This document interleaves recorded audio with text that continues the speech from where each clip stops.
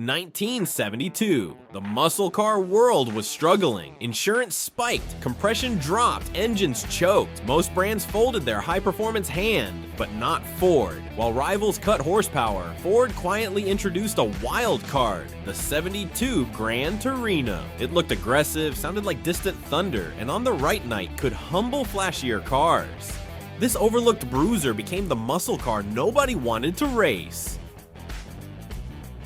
By 72, the muscle formula looked broken. GM choked the Chevelle's engines, Mopar's 426 Hemi was gone, and insurance companies treated anything with 4 barrels like nitroglycerin. Ford, however, saw opportunity in that vacuum. Designers penned a completely new mid-size platform, longer, wider, and far stiffer than previous unibody Falcon routes. Up front, a massive blade bumper framed a shark-mouth grille. Along the flanks, that signature Coke bottle swell gave the car an athletic crouch. It looked fast parked, which back then was half the battle. Crucially, engineers kept the big block options alive, just long enough to slide under tightening emissions. The result? A car that felt like an outlaw, yet stayed completely showroom legal.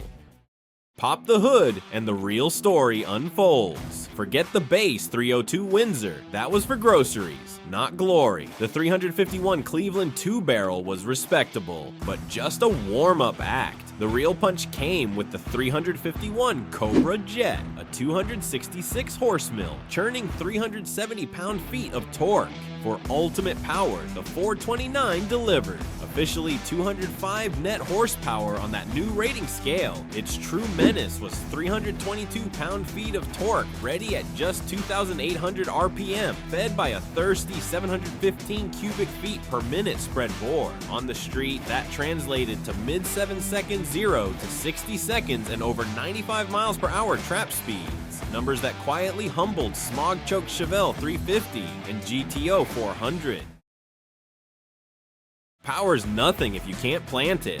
Ford's new full perimeter frame handled all that torque without twisting into a pretzel. Up front, unequal length control arms, coil springs, and a fat 1.12 5-inch sway bar kept the nose honest. Out back, a 3-link plus track bar kept the legendary 9-inch diff planted, yet rode softer than a leaf spring Mopar. Weight distribution, a decent 56-44 split meant this car didn't push through corners like a dump truck. Add quick ratio power steering, just 3.2 turns lock to lock, and you could genuinely surprise many so-called sports cars on a winding back road. It wasn't a modern corner carver, no, but for 72, it felt like cheating. Despite the doom and gloom headlines, Ford sold over 92,000 Gran Torino Sports in 72, almost double the combined sales of the Pontiac Le Mans GTO and Olds 442. Why? Value. For roughly $3,200 base, you got a big block, rally wheels, full instrumentation, and that sinister fastback profile. Try ordering a 455 Firebird with similar kit and you'd kiss Ford Gran goodbye. Fleet buyers, weekend warriors, and moonlighting cops all flock to the Ford store. When a performance car moves metal in a down year, legends germinate. If you're enjoying this deep dive, hit that like button. It tells the algorithm we want more carbureted chaos. And hey, subscribe for weekly stories that keep the muscle car spirit alive. All reins end. For 73 5-mile-per-hour battering ram bumpers arrived, adding weight and awkward overhangs. Compression ratios sank further, and the 429 disappeared from the order sheet. By 74, you were lucky to squeeze 220 net horses out of any Detroit offering. The Gran Torino morphed into a plush coupe, more at home in retirement village carports than stoplight battlegrounds. Yet that only hardened the mystique. The 72 became the one-year wonder, the last pure hit before the watered-down years.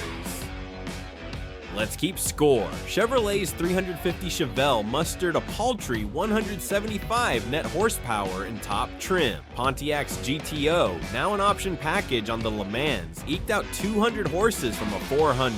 Meanwhile, the Torino's 351 CJ churned 266. Insurance companies hadn't yet caught up, so premiums stayed sane. On paper, the fight looked fair. On asphalt, it wasn't. The Ford simply walked away from its rivals, especially between 30 and 70 miles per hour, the money range on any boulevard years.